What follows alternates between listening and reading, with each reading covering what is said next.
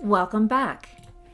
This podcast explores the beautiful space where generosity occurs through ancient and modern writings from all cultures and religions, seeking deeper wisdom for capital campaign work in small towns.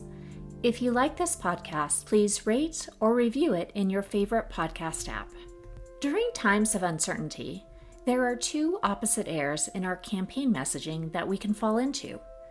We start blaming others and encouraging rage giving to our capital campaign, or we create desperate pleas for emergency giving with the implicit threat that the project will fail without the donations.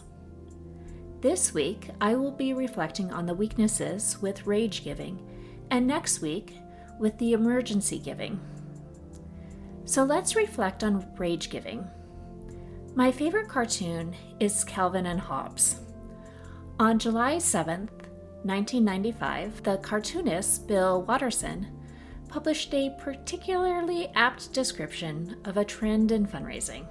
While I encourage you to view the cartoon, and I have placed a link in the show notes, let me read the captions. Calvin states, "I'm writing a fundraising letter. The secret to getting donations is to depict everyone who disagrees with you as the enemy.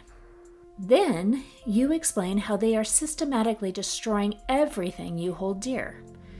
It's a war of values. Rational discussion is hopeless. Compromise is unthinkable. Our only hope is a well-funded antagonism to keep up the fight." Hobbes replies, "How cynically unconstructive." Calvin responds, "Enmity sells." Yes, enmity in fundraising does sell. The short-term gains by creating enemies and fear is measurable. But in the long term, very unprofitable, as some wisdom from the past shows us.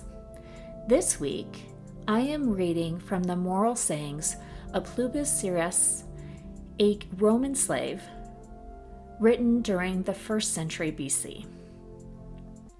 Quote, "There is no great evil which does not bring with it some advantage. Patience reveals the soul's hidden riches. When we speak evil of others, we generally condemn ourselves.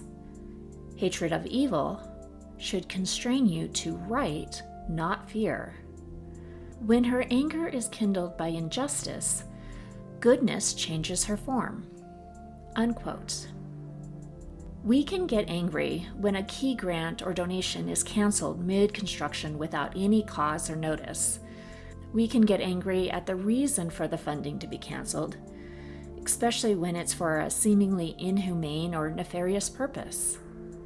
Yet there can be some advantage, and with patience, that advantage will reveal its hidden riches.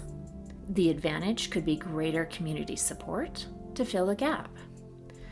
So as we message through a funding loss, it's important to shift any enmity in our messaging to positive outcomes that our donor base can embrace.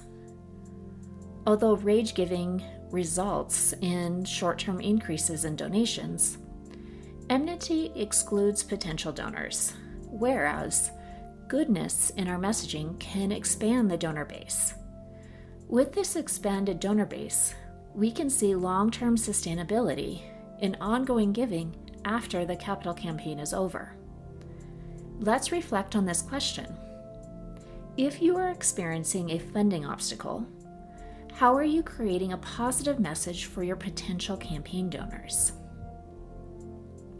Share this podcast if you enjoy these 5-minute reflections, and subscribe to receive these reflections released every Monday. To explore small town capital campaign coaching deeper, visit servingnonprofits.com. See you next week.